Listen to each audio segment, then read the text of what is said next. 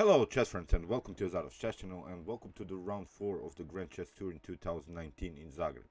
So today we had all of the games were ended in a draw, so nothing has changed on the table. On the board table still the board leader is Jan Nepomniachtchi with 3.5 points. Magnus Carlsen and Wesley so share the second and third place with 2.5 points. So today I wanted to show you a very exciting drawish game between Magnus Carlsen and Shakhriyar Mamedyarov. I believe it's the best draw game, at least this year, because we had really a tactical beauty, and I was really expecting this game to be sort of a tactical one, because we have Magnus Carlsen, one of the best tacticians in the world, and we have Shakhriyar Mamedyarov. He plays sort of Mikhail Tal style. He plays sort of Rashid Nejmedinov style. He loves these tactical battles, and he went into one against Magnus Carlsen. You see what Magnus Carlsen problems. I watched the interview after that, and he had really some problems because he was falling in love in one particular line. So that can happen when you play chess. You don't see anything else.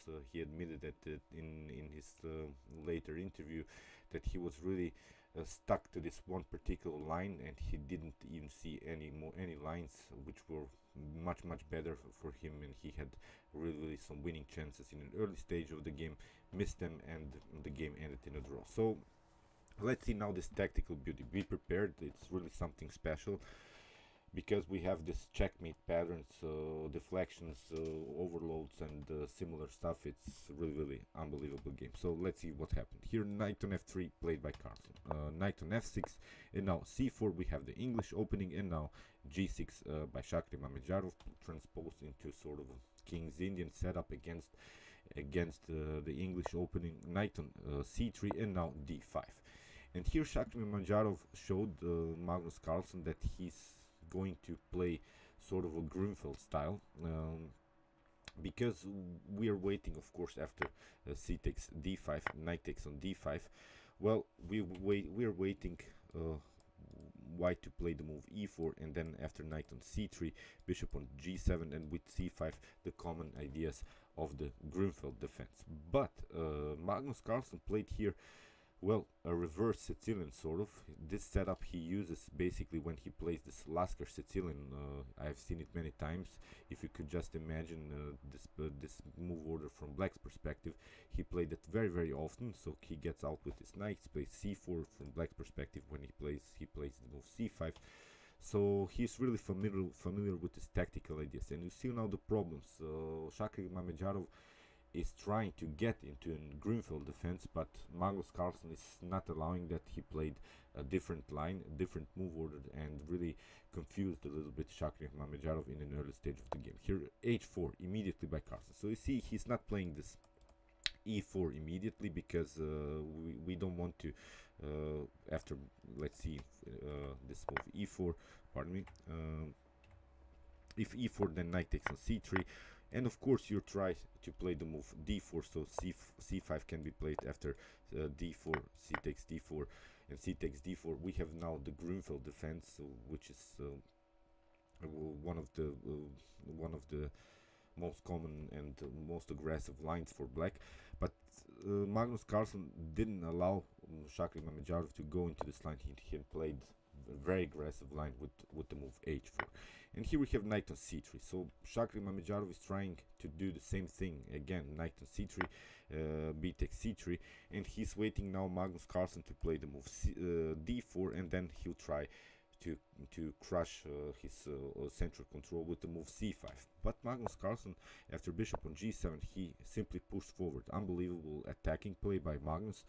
Here h5, we have now c5, and now rook on b1, and this is now, well, this move has been played, but really not in top grandmaster level, this rook on b1, and this move really confused Shakhriyar Mamedyarov. So one of the basic ideas for Black is, after a potential d4 and e4 move, is the move bishop on g4.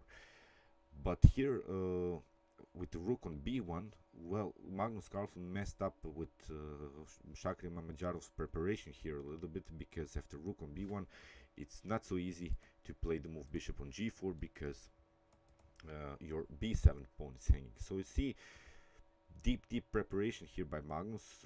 As I said, this move was not played really in this top grandmaster level. It has been played between some international masters. I don't want to undermine their value of play, but I'm just saying that it hasn't been played maybe between Magnus Carlsen and Caruana, or maybe Hikaru Nakamura, I don't know, against Levan Aronian and similar stuff.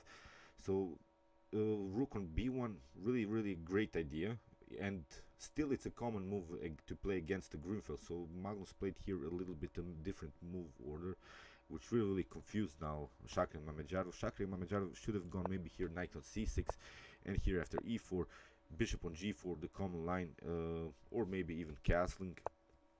Here after h6 g6, h6 g6, and now simply wait Carlsen to play the move d4 and go into this similar line like the Grunfeld defense. So, but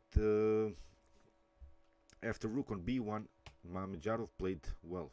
It was really a mistake. It was the move b6, and here Magnus Carlsen has the decisive advantage. He played the move e4 immediately. Now it's a different kind of thing, because now after d4 and bishop on g4, and after maybe a potential bishop takes on f3, after queen on f3, you see you have opened the light square diagonal with this move b6, and your rook on a8 would be hanging. So this is the main difference. In the common Grunfeld, we haven't played the move b6. We still have the pawn on b7, so the rook wouldn't be hanging here. And that's here Mamedyarov tried immediately castling, and now Magnus simply took h takes g6, and we have h takes g6, and now comes this move d4. So now finally we have this pawn breakthrough. Bishop on b7 was played, and here, well, believe me or not, if you play this game accurate, it's basically game over here for black. Unbelievable. It's move 11. Shakhriyar Mamedyarov is completely losing here. So here Magnus played, let's imagine, just I wanted to show you also this line, if bishop on g4, then we can play simple d5. After bishop on c3, we can simply play queen on bishop on d2. After bishop on g7, we can go queen on c1, and the most important thing is that black doesn't have this defender of h7. So in the next moves we could try here bishop on h6, and then trade off these bishops and try to checkmate black on the h file. So really tricky stuff. You see, after bishop on b7, also not so good, because Magnus found a very interesting idea, knight on g5, and it's really the best move. It's really the best tactical move that you can make here. Here you can also try d5 again with the same idea, but maybe black can try to really challenge your center if you try like something like c4. Well, I don't know. After rook on e8, it's really a dangerous variation here for Magnus. Still with some attacking chances, but here knight on g5, perfectly fine. And here Shakhriyar Mamedyarov played the move c takes d4, and here Magnus, well, he overcalculated it. He played the move queen on g4, and this move gives Shakhriyar Mamedyarov the opportunity to go back into the game, because Magnus Carlsen said in the interview later that he saw this line after knight on d7, which is of course preventing some checkmate ideas. He saw after bishop on c4 and now knight on f6, he saw that he can play maybe the move here knight on f7. If you take the queen, he saw really a great tactical line. Then you have double check with the knight and the bishop.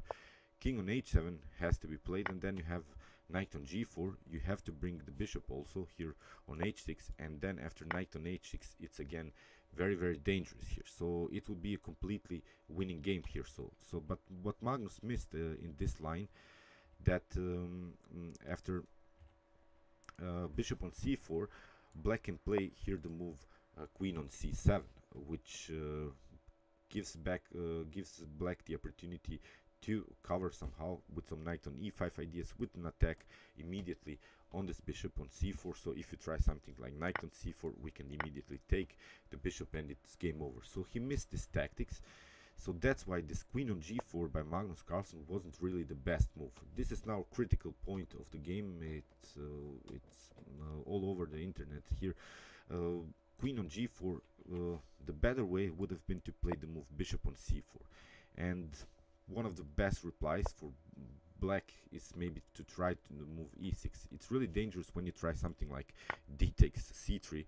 Well, then you have bishop takes on f7. You see, you cannot take with the rook because your queen is hanging and it's game over.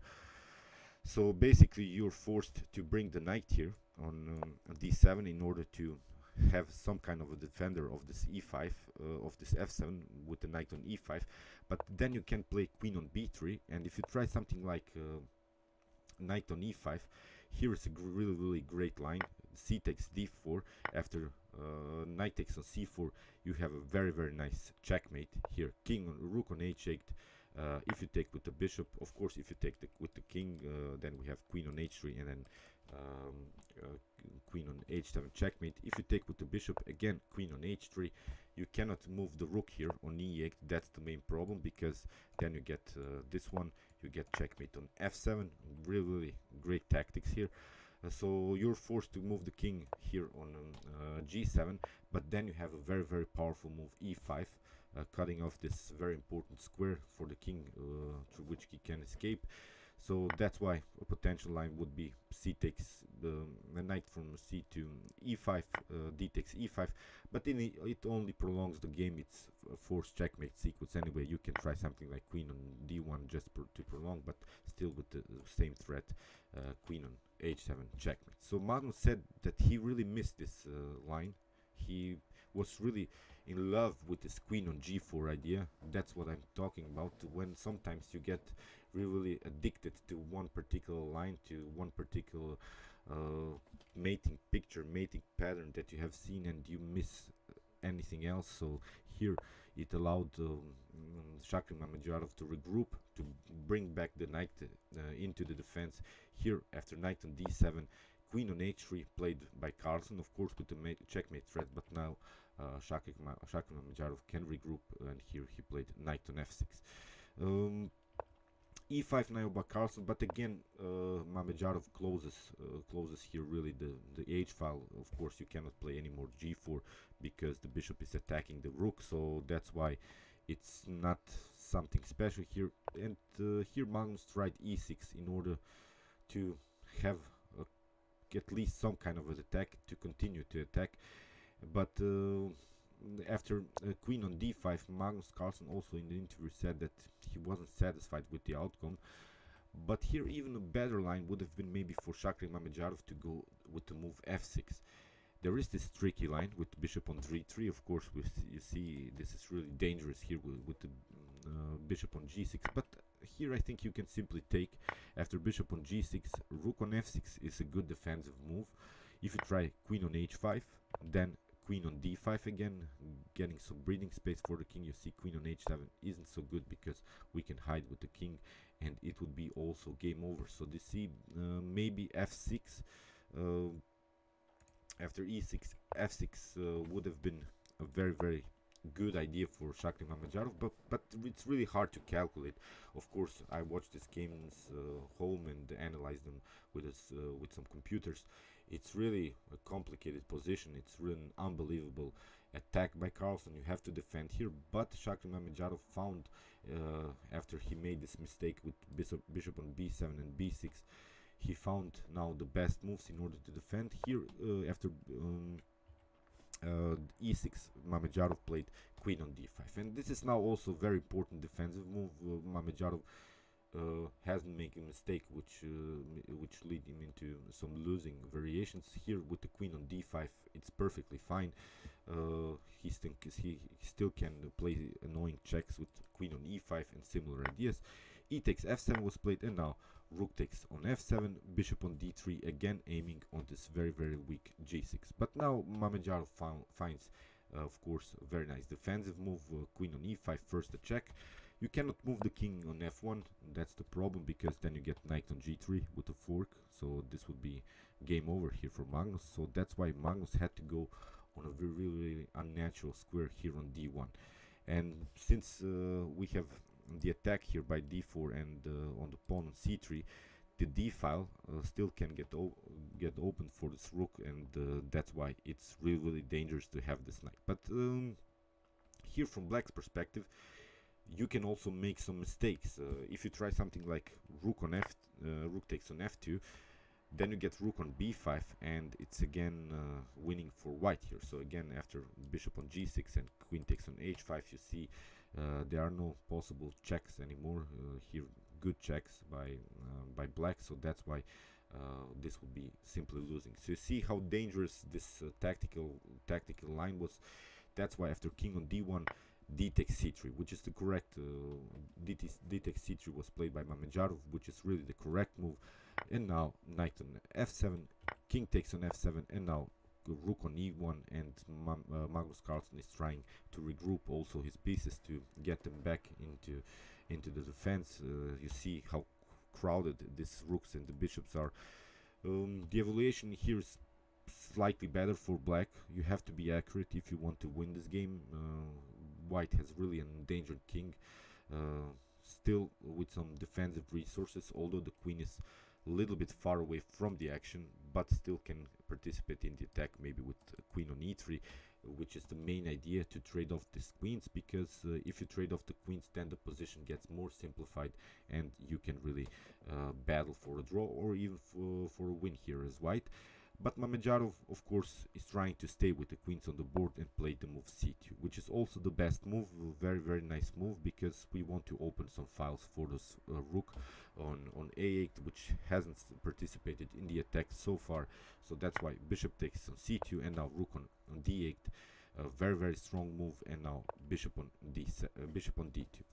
And queen on d6 was played, of course, with an attack. You want to create simple threats now, because Magnus has to use all of these pieces in the defense. That's why queen on e3 was played, and here knight on f4 by Shakhriyar Mamedyarov, with the threat, of course, knight takes on g2. And king on c1, of course, Magnus gets out of this d file mess here. So maybe knight on g2 would have been a very good move for Mamedyarov.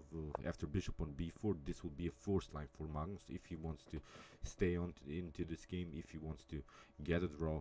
After knight on e3, bishop takes on d6. Now Mamedyarov can play maybe knight on e5, or he can play rook on d6 after f takes e3. It's still a complicated game, because first of all, black has the bishop pair, which is always dangerous to play against. There are always some threats on the rooks, and black has also 4 pawns, while white has only 2 pawns. So it will be really dangerous endgame, but Magnus, an endgame expert, I think he could manage to get a draw here. So that's why here Mamedyarov played, well, sort of an inaccuracy, which really brought back Magnus into the game. Bishop on h6, and now we have really Magnus has now time to regroup himself. He played king on b2, rook on c8 was played, and you see now rook on c1 again, and in e6 also sort of an unnecessary move. Again, maybe to play bishop on g7 here would have been a good idea, to at least to somehow challenge white's king, and force him to go with the king here, maybe on b1 and similar ideas. But here Mamedyarov played, I think it's really a necessary move, e6. It doesn't make any sense, I think, because you don't have anyway some threats here on e7. So that's why here Magnus now finally played king on b1, and he has now castled on the queen side after 28 moves, but it was a long run of the king. So bishop on g2 was played by Mamedyarov, and here bishop on b3 by Carlsen, rook takes on c1, bishop takes on c1, and the position gets more and more simplified, which I think fits for Magnus here, because he was really under fire after these mistakes that he made. And bishop on a3 by Mamedyarov, bishop on b2, bishop on f5, okay, king on a1, and now you see bishop on g7 played by Mamedyarov, and I'm pointing you out that this bishop has been already on the b7, g7, pardon me, square, and you see this bishop on h6 idea wasn't so dangerous here by Mamedyarov. That's why bishop on g7 was played, king takes on g7, now rook on d1, and now knight on d3 by Mamedyarov. We have bishop on c4. It's not that you can really grab a piece here because we have this in between check. Queen on e5, queen takes on e5, knight takes on e5, and here it's well, it's a draw because we have again 4 pawns against 2 pawns. You have to be careful, of course, in such endgames. But here Magnus, bishop on e2, now g5, preventing some f4 ideas by white. Rook on c7. We want to get now on the 7th rank and grab these pawns, create here a pass pawn situation. King on f6 was played by Mamedyarov, which is correct, of course. We are now in an endgame and you should play really actively with your king. Rook on c7 was played, bishop on d3, bishop takes on d3, knight takes on d3, rook takes on a7, knight takes on f2, and here rook on b7, of course, g4. Now Mamedyarov pushes the pawn, rook takes on b6, g3, and here Magnus starts to push also his pawn here on a4. Now knight on e4 was played by Mamedyarov, rook on b1. We have knight on c4, c5, which is really important. We want to grab this pawn, we want to take it, and then here have a pass pawn because the king is far away from the action. So if you get with this king here and support this pass pawn on the g file, white is really forced to give up his rook here on g1. So that's why Magnus pushed simply forward with the move a5. We have king on e5, king on b2, king on f4, king on c3. Magnus is trying to play actively with his king also. g2, and now king on c4 with an attack on the knight on a6, and it's really now forced drawish line. King on b5, we have knight on b8, and now king on c4 again, knight on a6 again, now rook on g1, king on g3, and now Magnus goes simply for this pawn on e6. We have king on f2, rook takes on f2, king takes on g2, and now king on e5, knight on c5, and now of course a6 with a deflection, and here king takes on e6, and it's a draw. So let's go back a little bit. As said here, after very important move here after knight on g5, as said, if you try c takes d4 here, bishop on c4 instead of queen on g4 is really better line. As said, if you try something like e6, then you have again some really nasty threats with queen on b3, also with some knight on e6 and bishop on e6 ideas. So if you try something like pardon me, if you try something like knight on d7 in order to regroup, again queen on b3, very powerful move after knight on e5. Here you can simply c takes d4, knight takes on c4, but now this stunner here, rook on h8, very nice checkmate pattern here.